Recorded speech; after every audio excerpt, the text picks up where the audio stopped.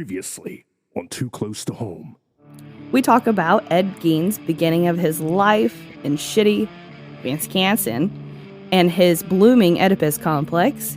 And then we go through all the disappearances, all the way up to Bernice Warden, which is the linchpin, leads to his downfall. Let's get in it.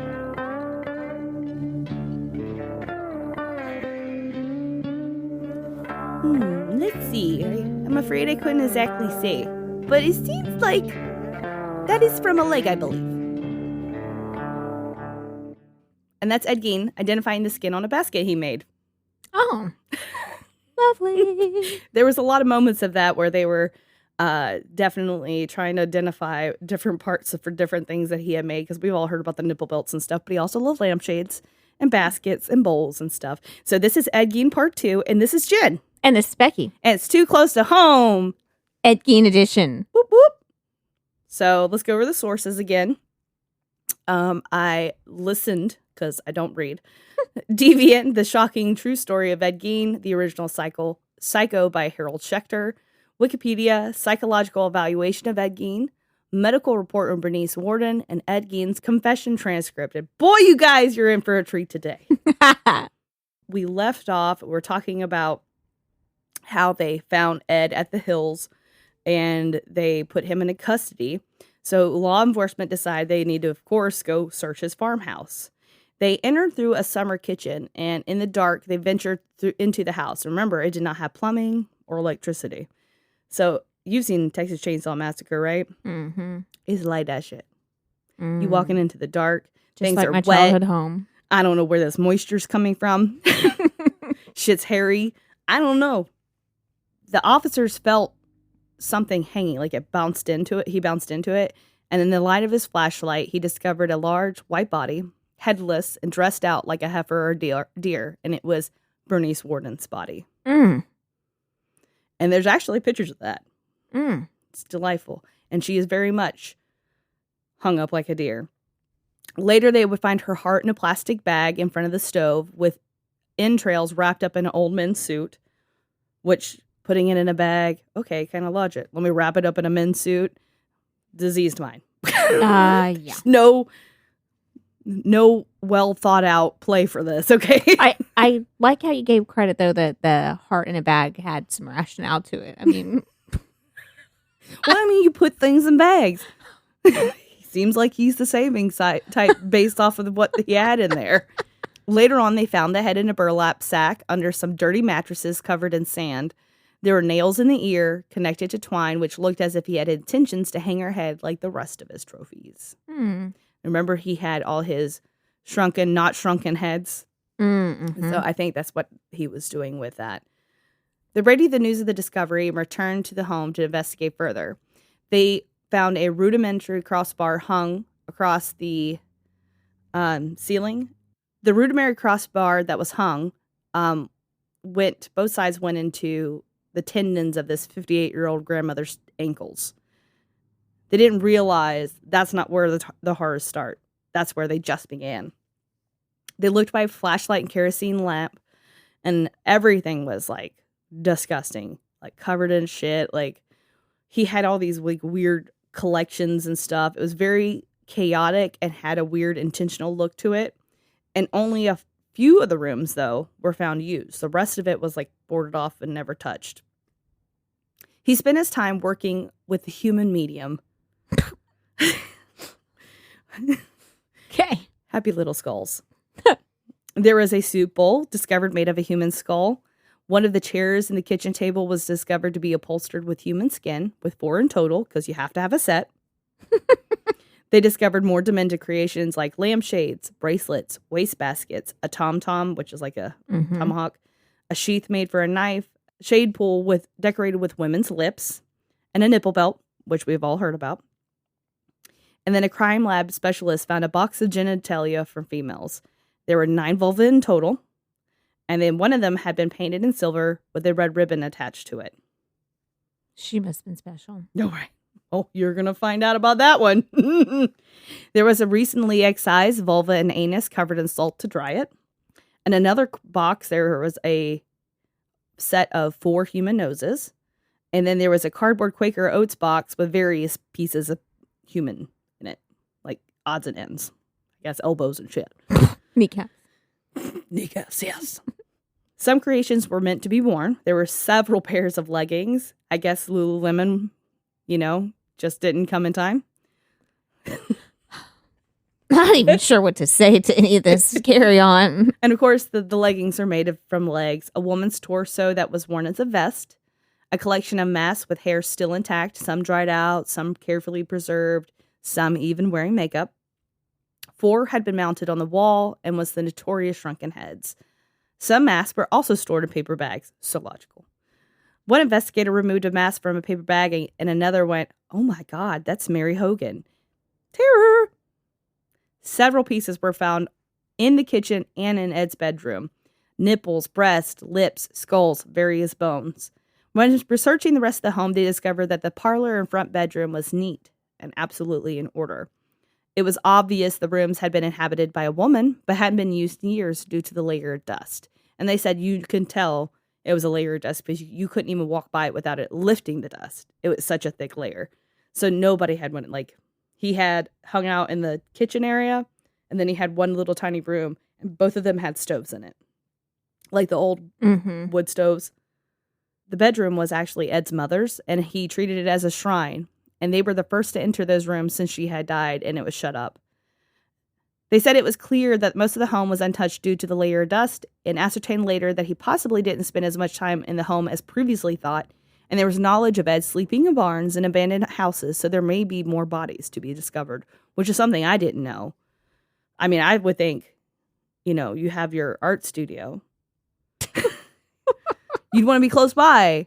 And not hanging out in barns and shit. But then again, we all know he was not into hygiene, so. I mean, all the things he made, there's got to be a shit ton of victims. Oh, yeah. So after his arrest, he was transported to a nearby Watoma in a small jailhouse with 3 deputies standing guard. Sheriff Schley, who had been Ed's home for hours, came in and attacked Ed to get a confession. He had been sitting there for hours finding all these body parts and everything, so it mentally had hit his limit. In fact, later on, he actually dies of a heart attack in 45 before Ed even goes to trial. And a large part of it was because he attacked him and he was stressed about it because he butched his head against the wall. Understandably so. I mean, I would too if I had seen all that shit and like, motherfucker, I mean, it's physically making me ill listening to it, so I can only imagine seeing it. And then, of course, just the stress from all the media and everything. That was a lot on him.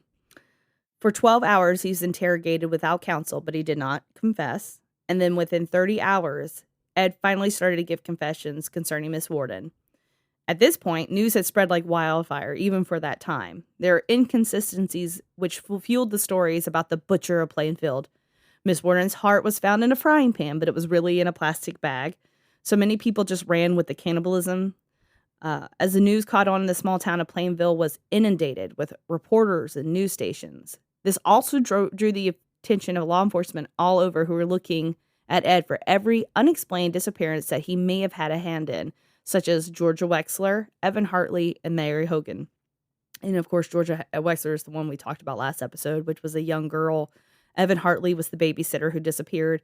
And of course, Mary Hogan, which it's pretty known that he definitely did kill her, but he didn't get charged for her necessarily. One particular headline from the Milwaukee Journal covered, and this is a very long title. I don't know why they did this, but obsessive love for his mother drove Gein to slay, rob graves. Ghoulish acts were stirred by her death. He thought victims resembled parent, authorities learned during quizzing. Yeah, that's way too fucking long. Like, okay, bullet point it. That's too long. These stories, as well as leaked information, helped flame the fires of the Gein legend. There was talk about his preservation techniques, the wearing of skin and dancing in it, murder of women who resembled his mother, Oedipus complex of the severest sort, and some misguided transgender ideas and wishes.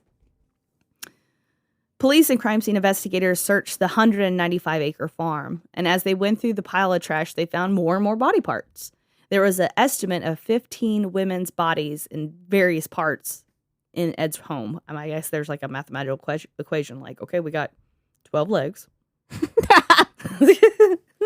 So 6 bodies? But like, we didn't have DNA, so what if it was like really 12 bodies and he only kept the right leg and that was his thing? Yeah. Not king shaming, except when you're just taking women's right legs. But I'm going to kink shame him a little bit. just a little bit. Gein was taken to the property so he could point out various locations around the property, including the spot where he dumped a pail full of Miss Borden's blood from behind the house. He was then taken to the courthouse to be arraigned on the count of armed robbery for the $40 and some odd that he stole from the warden's store, and was told murder charges would be coming forthwith. He told the judge he had hired a lawyer and his bond was $10,000, which I probably should have Googled how much that is in today's money since we love to do that, but I didn't. He went back into jail, of course, and then Lieutenant Weber from La Crosse, Wisconsin, PD, came to investigate Ed for the disappearance of Evelyn Hartley. There were rumors abound about this. One of the vulvas in connection was a young girl, and there were clippings from the case found around the home. How do they know the vulva was from a young girl? It just looks supple, opposed to dried up. Maybe the lady had a small vulva. Why are you trying to vulva shame? So the vulva was from a young girl. How the fuck you know? I know, right? What if she was a small person? That reminds me of the Leopold and Loeb. Yes, and how they tried to get rid of the genitals because they were like, you can be identified by genitals. Maybe there's some truth to it. Maybe. Genital prints or something. Weber interviewed Ed and told the press afterwards that much of the items of in the home had been sent to the crime lab. Man, starting out strong today. 10 heads, some with eyes, some without. Some heads had skulls and some are masked. All of them were various states of preservation, and they were cured in brine. Pickle heads. I mean, he knew what he was doing. I'll say. I mean, they found a face and they knew who it was. Listen, that sounds like a real professional. Grade A. Think about Michael Myers' mask in Halloween. Nobody knows that that's William Shatner's face. Is it really? Yeah, it was a William Shatner mask. Huh. And they painted it white and fucked up the hair, but you wouldn't know it. No. I wouldn't have painted it up and been like, oh, Bill Shatner. They paid that up and they were like, oh, damn. Should have got with Ed Gein. Mary. Yeah. Oh, no, not Mary. So the seats, I thought in my head it was going to be like a whole ass seat just covered in it. No, it was like this rattan seats where it was wood and then the rattan was the bottom portion where you put your butt. Yeah, I was thinking like a bar stool and it was like the leather where you sit on it. But yeah, it's kind of like that. Like it's just that portion, but there was 4. Yeah, so I mean that's a lot of skin. Yeah. Somebody's back. It'd probably be one of my thighs though, at least. I mean, I'm only 4'11" and a half, so you're not going to get a whole set of chairs I love how out of you me. had to throw a half in there. I'm 4'11" and a half, which means I am almost 5 feet tall. If we're rounding, then I am. Like yours. I'm 6 3/4. Gein said he would go in these spells and then he would pray and then he would all of a sudden like kind of come out of it and he would leave. Sometimes that would work, sometimes that wouldn't. He also said that he was doing this for a medical perspective and had always hoped to be a doctor. All the body snatching was purely for anatomical study. Now tell me, how many bodies are in your house, Becky? I plead the 5th. I plead a 5th. I was just thinking like I could get to a degree your medical part until you started using their bodies for lampshades and pool shades and furniture coverings and then Outfits. That doesn't work anymore, buddy. The nipple belt. If you just had a bunch of shrunken heads and shit and you were dissecting and learning about these bodies, I mean, still wouldn't be right. But there like, wasn't okay. a damn beaker in all the place. I bet there wasn't. Not one Bunsen burner. Not one. Where's the safety station if you get chemicals in your eyes? Where's the eye wash station? Where is it, Ed? And so he said he would vehemently deny that the cannibalism wasn't true. He actually believed Gein, and he was also in the belief that he was not the perpetrator for Evelyn Hartley's disappearance. Although one of the heads did seem to come from a younger woman, it was no resemblance to Evelyn. which I want to know. Who made that call? Yeah. No, definitely. It's probably the same person who said the vulva came from a young girl. They said the tennis shoes recovered from the crime scene and believed to be the suspects was a size 11 and a half. Ed wore a size 8, which meant me and him are the same size. Twinsies. Another piece, a jacket found on the side of the highway, was possibility, but circumstantial, because it could have been anybody's jacket. That Ed had never been back to La Crosse after his family left, and there was a possible alibi for Ed for Evelyn Hartley's disappearance. So that one is much more uncertain. I think it's a lot of like the confession killer in a way where they're trying to close these cases, so it has to be him. He's the closest to it. Like, it's got to definitely be him. Whereas I do, without a fact, believe that he killed Mary Hogan. They identified our head was well preserved. Okay. Moving on, Jen. We already know. And we found Sherry's vulva or whoever. Vulva. Solved. Next. So he would compliment that Ed was meek and sincere, which, I mean, aren't all criminals trying to be sincere? Like, isn't that the thing? It's just so sweet, though. It was contrary to the depraved madman the press had made him, and it was the general consensus of medical and law enforcement staff that he would make.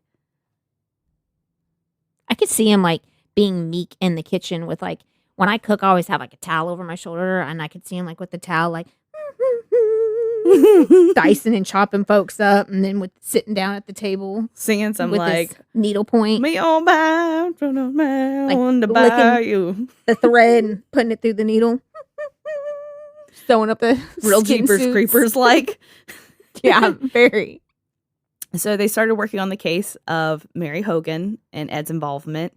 He owned a .32 caliber automatic pistol, and the piece of evidence was a .32 caliber shell casing that was found near the puddle of blood in Mary's tavern.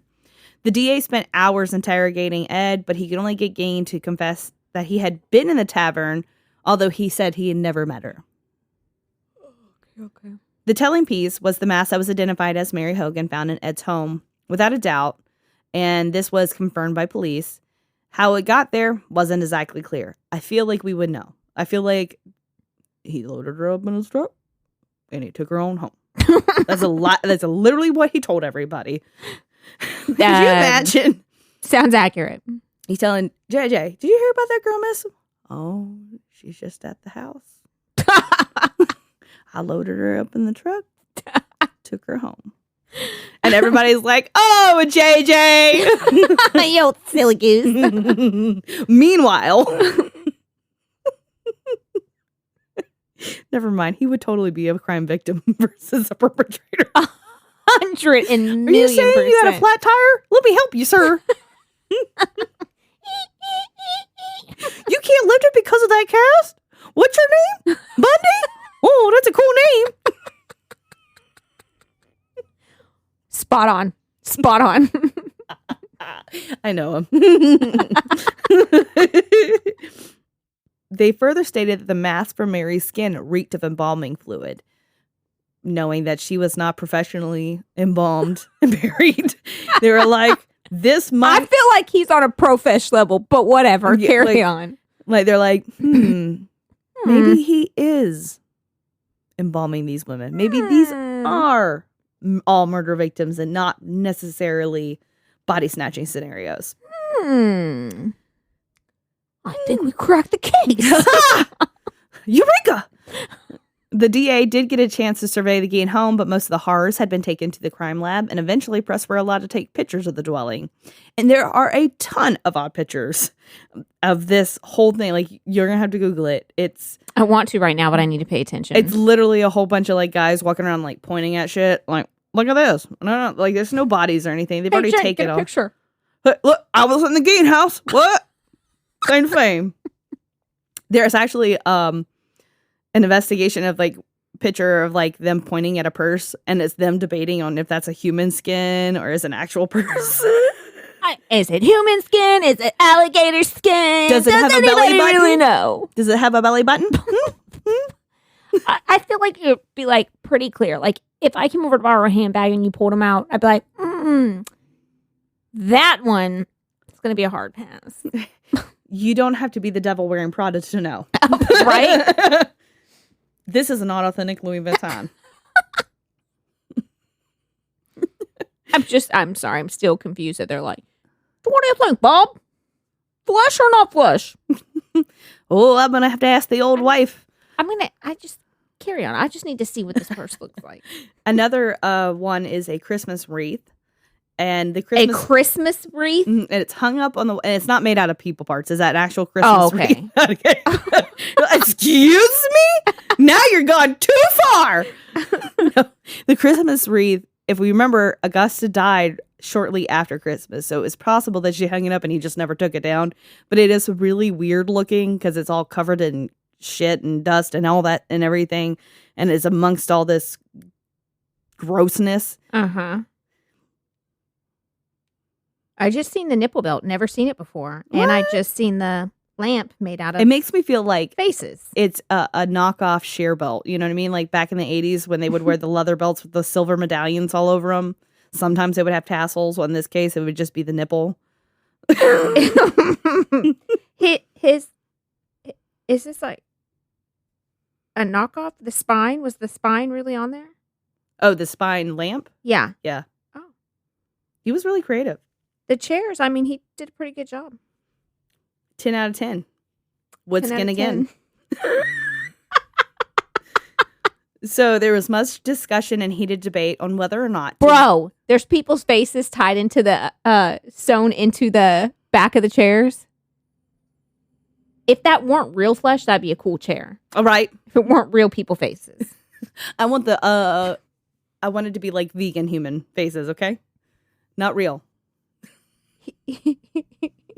So there was much discussion and heated debate on whether or not they should exhume the graves that Ed said he had already dug up. He had not only visited the Plainville Cemetery, but he also claimed to visit the Spirit Land Cemetery, which, P.S., wonderful naming there. Spirit Land? Spirit Land. Stop it. And there was another cemetery. He said that he had visited over 40 times and supposedly dug up 9 graves in total. He stated some specific statements of whose graves he dug up, such as Miss Eleanor Adams. There were a lot of skeptics who believed that Gein did not, in fact, dig up people and instead murder the victims. Duh. So, to have such a slight build to dig down in the middle of the night with a lamp in the middle of nowhere, Wisconsin, there's not lights out there, right? So that would definitely draw someone's attention. Then taking the parts, reburying it, and making it look like it had been dug up. So the local sexton, which I found out, is somebody who's not necessarily like a coroner or works at the mortuary. They just take care of the cemetery. Okay. Like they're the landscaping groundskeeper guy. Yeah, he schedules all the burying and stuff. So the local sexton, Pat Dana, who completely discounted the exhumations. He said that he had mowed at least once a week and kept a close eye on the place due to previous vandalizing at a neighboring cemetery. Also, in the summer, it was too busy because it was a local necking spot. You know, teens going out there and making out. And in the winter... Can't think of a more romantic place. So much.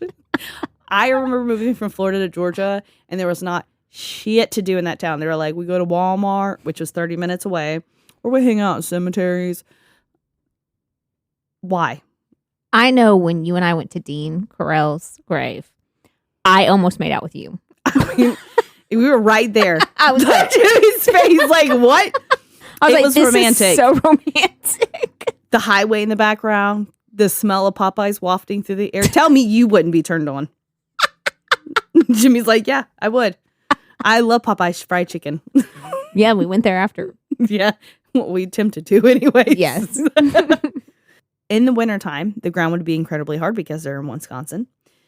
There was also concrete vaults. Think about it. Everybody's buried 6 feet under in a concrete vault. And that was the standard for the type of soil that they had, which was super sandy. And they had steel caskets that were hermetically sealed. So it would have taken a ton of effort to do all of this in a small amount of time, no less than the 9 times he had claimed, without anyone witnessing or finding disturbed ground. The local mortician, Ray Gould, I think it's Gould. I mean, it'd be fitting. But anyways. Better that way, so. If you don't change your name, sir, you should. Said that there were many graves within wooden boxes and the caskets were not always sealed tight, but he did state that he agreed that it would be unlikely he did it himself, especially since the sandy soil had to be shored up with timber, and that took 2 people just to avoid the grave from collapsing on itself. Oh, yeah. Tiny little Ed Gein didn't do all that. Right. I mean, why we are even entertaining that to begin with, I don't know. Oh, well, I was really mad about it. I had a whole discussion with Jimmy about it. Like, let me tell you some bullshit. But then they decided they were going to go ahead and exhume some of the bodies, regardless of permission from the families, because they needed to know. Just everything's on a need-to-know basis right now? We got to know. Okay. We got to know. So they went to Eleanor Adams first, and she was actually buried conspicuously close to Augusta. They found that the containers for the casket was actually wood and only 2 feet under the ground. Oh. And surmised that it could have been easily done to Miss Adams' grave. Was she in it? No. So when looking in the coffin of Miss Adams, they discovered it was empty with the exception of a crowbar. Oh. So Hot damn. Yeah, right? The second body to be exhumed was Mabel Everson, who died at 65 years of age in 1951. They found that the body was buried in a pile 15 inches underground and basically was just bones. So like he dug her up, took her out of the casket, shut the casket, did whatever he did, came back, buried her on top of the casket in like a pile, and then just put some sand over it. It was just 15 inches underground, which surprises me that like it would not have rained enough and just like in Savannah, it rains so much and the water table gets high that bones have been known to come out of the ground. Just really old bones. They found that the box had been chiseled into 2, like the previous one, and in like the previous one as well, it was empty. By 12:30 p.m., they concluded exhumations with a summation that Ed Gein had been telling the truth and that they would not be exhuming any more graves. Okay, so see, I thought originally when you said they were just going to go randomly like look in some people's graves, not the people he said he took. Okay, that makes more sense. They had to like get it out of him. Like, okay, so where was this one? Do you remember? How do you know who it was? Was it on the stone? Because some of them didn't have stones. And so like they're like, there ain't no fucking way. No way. Like that shit, like we do it legit around here, 2 feet down. No, sir. No, you do sir. not do it legit. I don't think so. Looks like it was a hot day and you guys didn't know. You weren't in it. Mm-mm. You said sandy soil, not today. Oh, 2 people? Bob took off. Guess you're going 2 feet in the ground today. Hope it doesn't have a hurricane come through here. Oh, wait, it's not coming through there. Tornadoes? I don't know. What kind of natural disasters other than being in Wisconsin is there? Snow. Oh, yeah, that's true. Not just burying I feel like ether. not even a factor in my brain living in Texas and being from Florida. Like, snow, what the fuck? You're like, that's not such a thing. I have never. We just get an ice storm and the whole fucking state shuts down. For a week. Gein stated that, and until he died as well, that he had never had a sexual experience in his life aside from masturbation. That's a sad thing. And that he never committed necrophilia because they, and I quote, smelled too bad.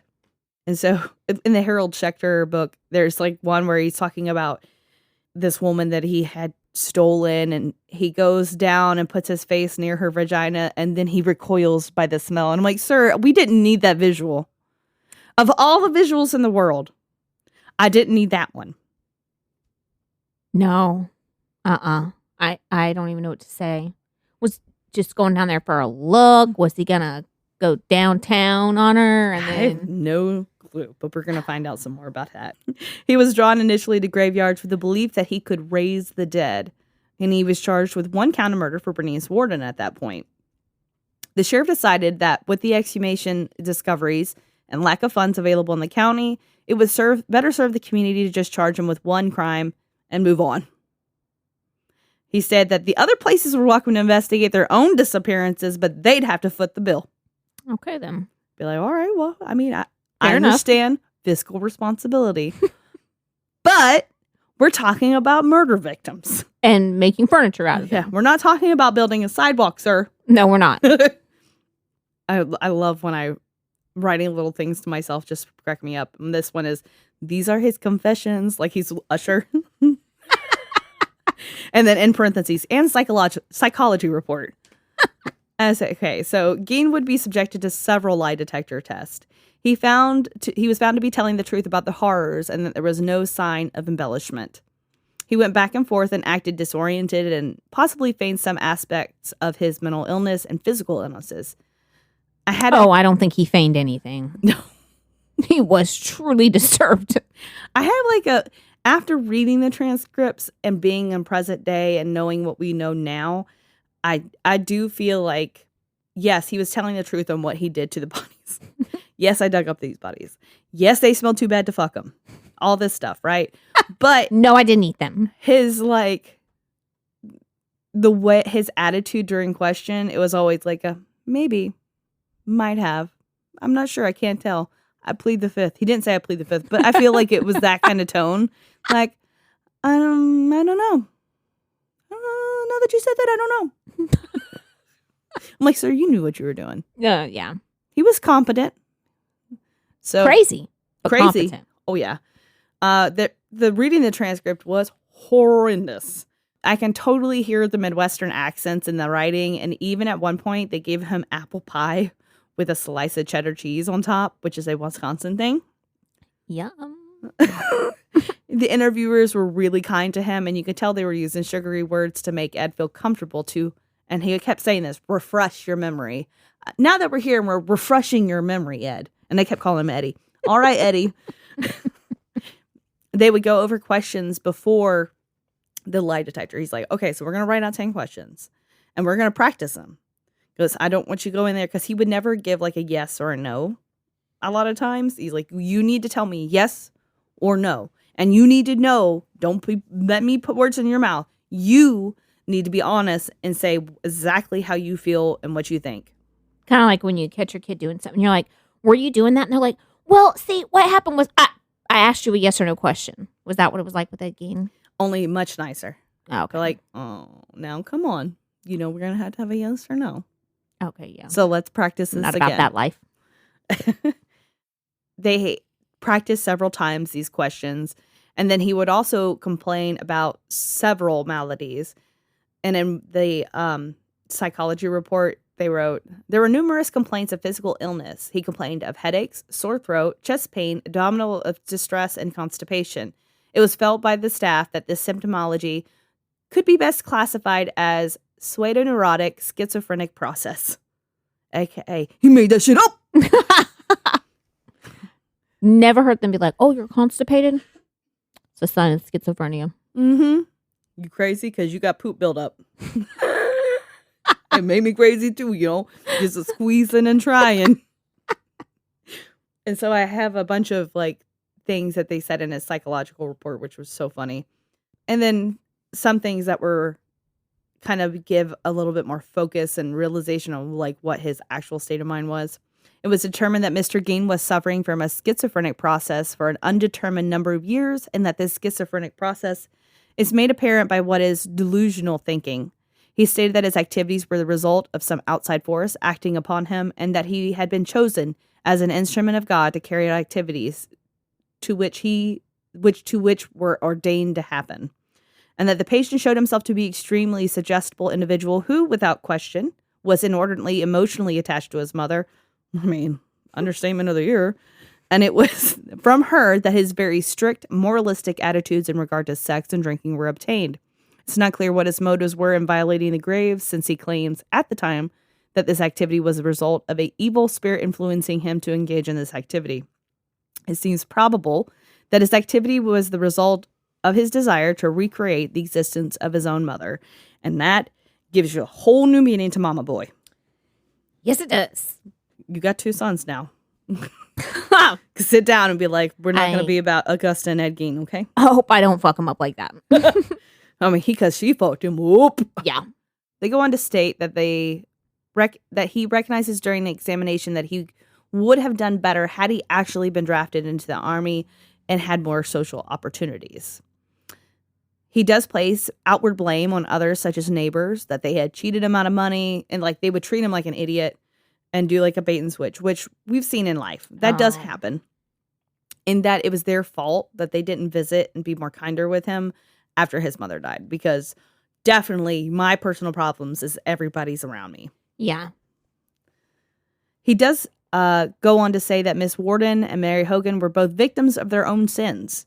Miss Warden was a harlot who stole a man and married him unscrupulously, and Mary was a degenerate harlot who ran a bar. And so, like, he ended up telling this whole story about Mrs. Warden. Mr. Warden had been dating this girl, and the whole time Bernice was seeing him on the side and stuff, and pretty much took him from her. And the girl was so distraught that it was like, what's that stuff that they put over your face and it makes you pass out? Chloroform? Yeah, that she drank chloroform and killed herself because of how dramatic that situation was. And then that is Miss Warden's fault all day long. Okay. Okay. He held his mother on a high pedestal, saying she was good in every way and would openly weep when speaking of her. He stated that he heard his mother talking to him on several occasions for about a year after she died. His mother's voice was heard while he was falling asleep, and apparently this is a nature of a hypoanagogic hallucination phenomenon. I don't know how I pronounce that. But anyways, these hallucinations occur with normal people all the time, especially ones who have certain sleep disorders. And it's basically like when you're falling asleep and you're having like sleep paralysis almost, but it's not the same. I'm not a doctor. I don't know. I'm just an armchair psychiatrist. I love to pass judgment on people. Let's get real. He stated that for years after her death, he would hear her say, "Be a good boy." And that's not weird. I don't know. Could you imagine being like choking the chicken and be like, "Be a good boy. Oh, mother." He had above average intelligence, but it was hindered by inefficient functioning, and that they felt that the female identification is present along with wishful thinking, which I'm like, listen, I believe in gender identities and all that stuff. Like, I get it. I believe that if a transgender woman is a woman, but like wishful thinking and this man wore women's skin. I think it's beyond that. This is a whole different kind of fucked up, okay? It is. This isn't about gender identity. It's not. No. It's not wishful thinking. Motherfucker skinned a bitch. And then put her on. Like, oh, would you fuck me? I'd fuck me. And so their final diagnosis was schizophrenic reaction of the chronic undifferentiated type, which I don't even know what that means. It seems to me like they were just like coming up with words and they're like, boom, that's it. No, that's still a diagnosis. Is it? What does that mean? Don't know. Not a clue. I don't get that much into the diagnoses. I just see what's going on there and I'm like, oh, okay, that explains your behavior. Yeah. So the difference between undifferentiated, differentiated, there's paranoid and this and that. There's all kinds of different effective, non-effective, all this shit. Don't ask me about all that. So this is where our Q&A comes up. I pulled out a bunch of stuff from the transcripts of his interview with police. And I'm going to do my best, Ed Gein. Becky's going to be the investigator asking questions. Oh, I'm an investigator? Yeah, you're investigating. Okay. Boy, do you think... Dead. I'm already dead. What? Do you believe in your own conscience that Miss Warden was the only woman whose life you took? That's true. I believe that. And like you say. Is there any possibility about Mary Hogan? Well, like I said, I can't really. The way my mind is now, can't really swear to anything. Now, boy, you remember you were the one that suggested taking the lie detector test. Do you remember that? Yeah. And do you recall what you told me as to why you wanted the test? Yeah. I'd like for you to tell me again. Well, when I was talking to the sheriff, I'm not sure. That's before I met you? That's right. And if a lie detector test would help in showing that I was unbalanced and things like that, and kind of straighten things out, and they said yes. So I said, I'd like to have that test to see if it would show up.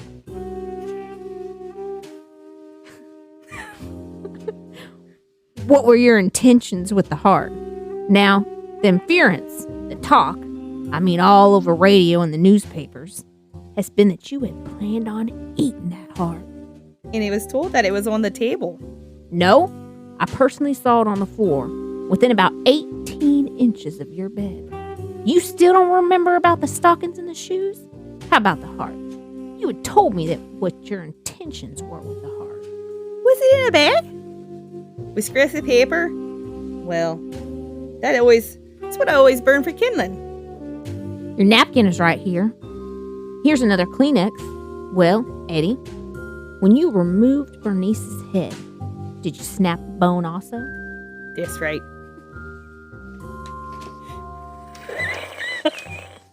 I just like that. Like that's. Here's a Kleenex. Now, did you snap her bone? Do you ever have a recollection, Eddie, of taking any of these female parts, the vagina specifically, and holding it over your penis to cover the penis so you couldn't see the penis and just see the vagina of a woman? I believe so. Now these faces, and I know you selected these heads and faces because of some particular association. Was there a resemblance in some of these faces that you had to your mother? I believe there was some.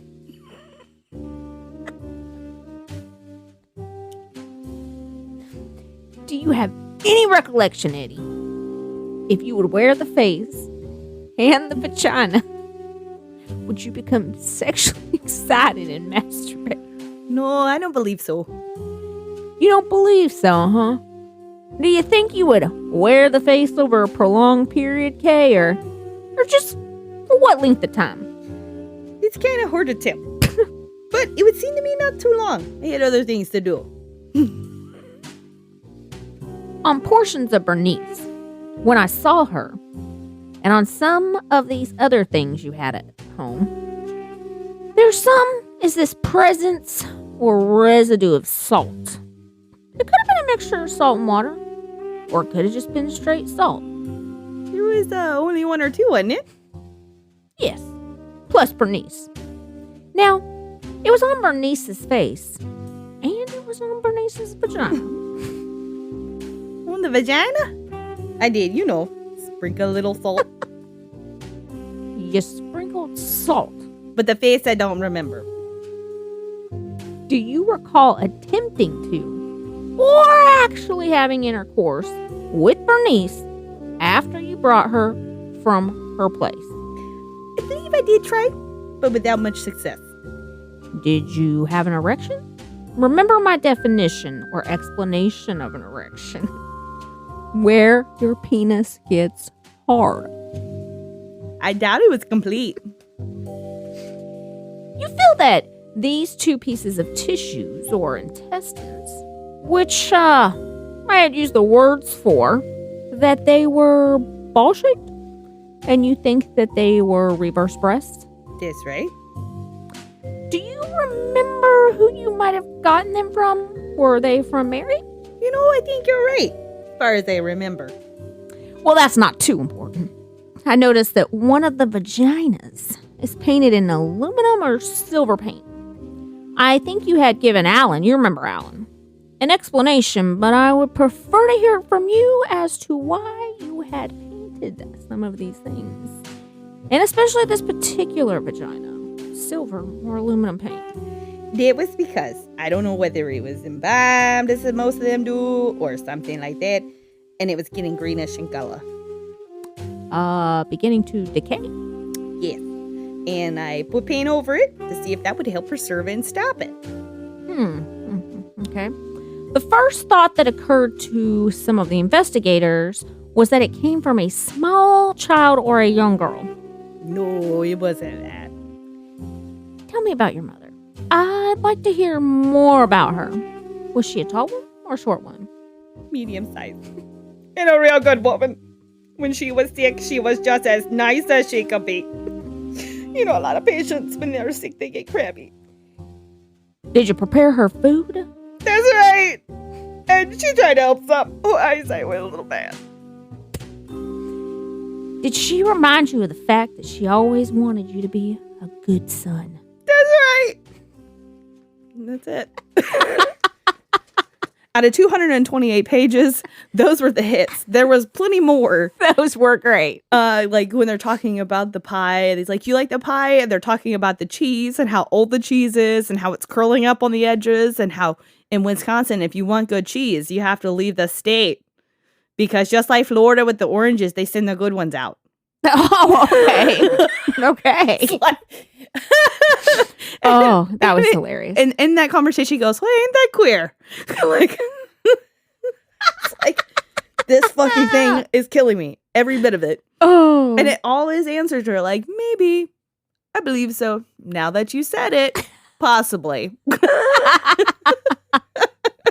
sounds about right. So, and scene.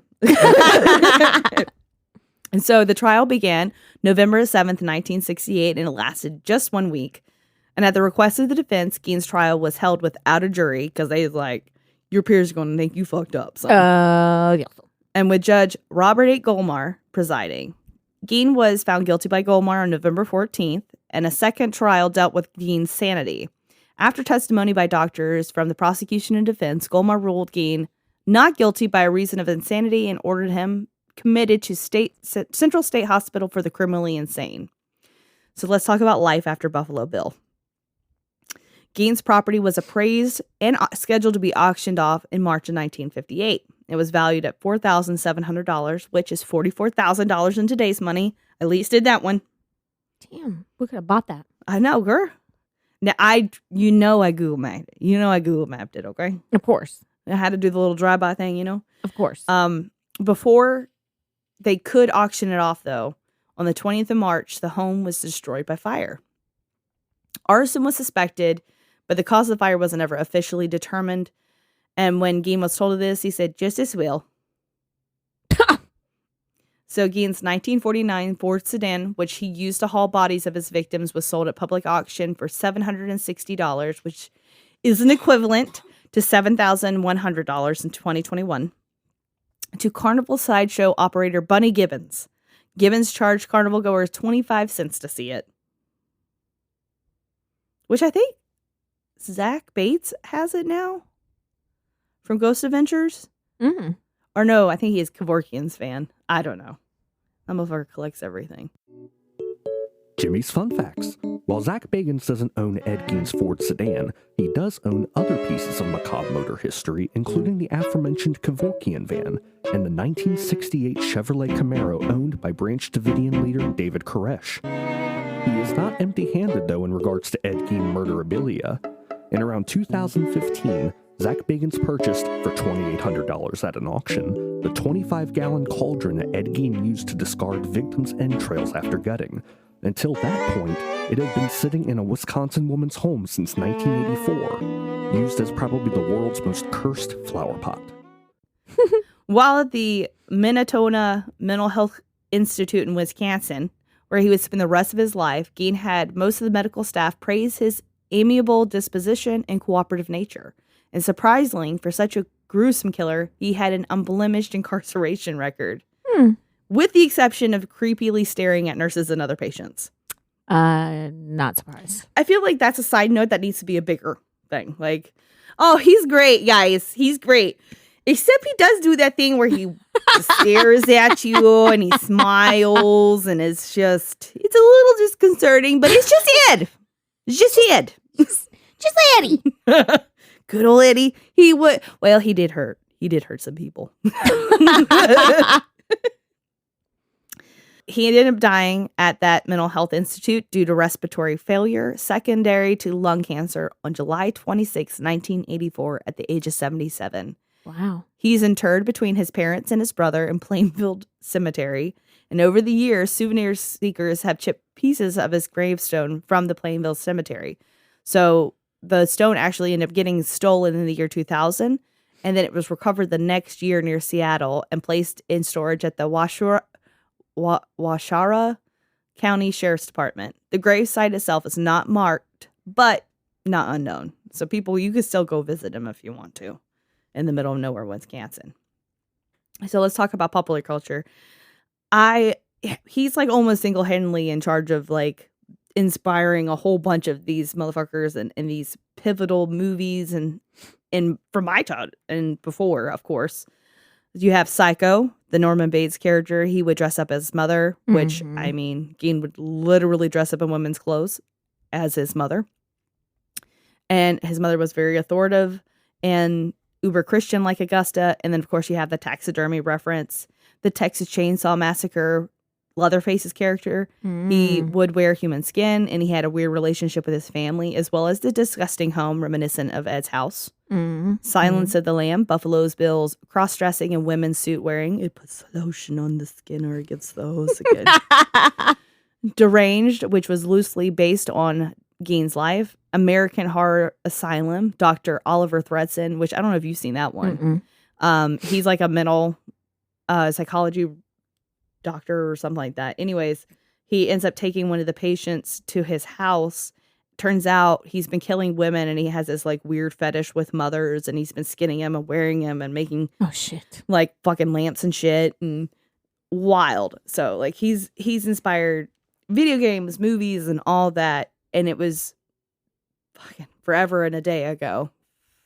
70 some years ago. Right? 1950.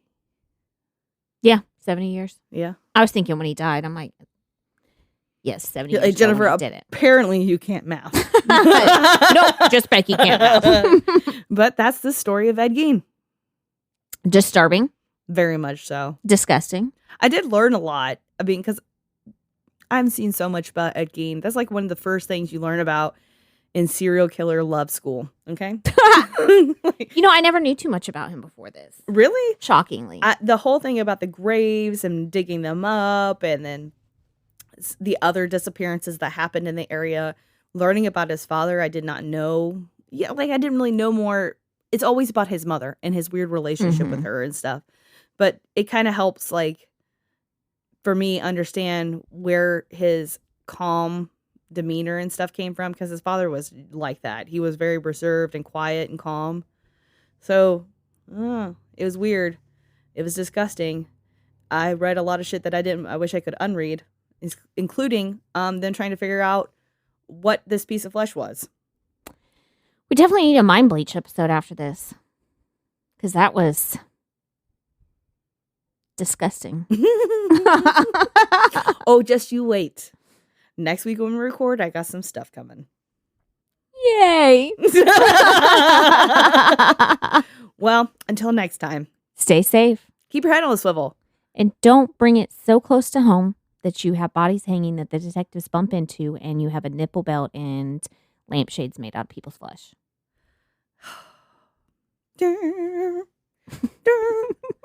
Just think about the chapstick scene with Buffalo Bill.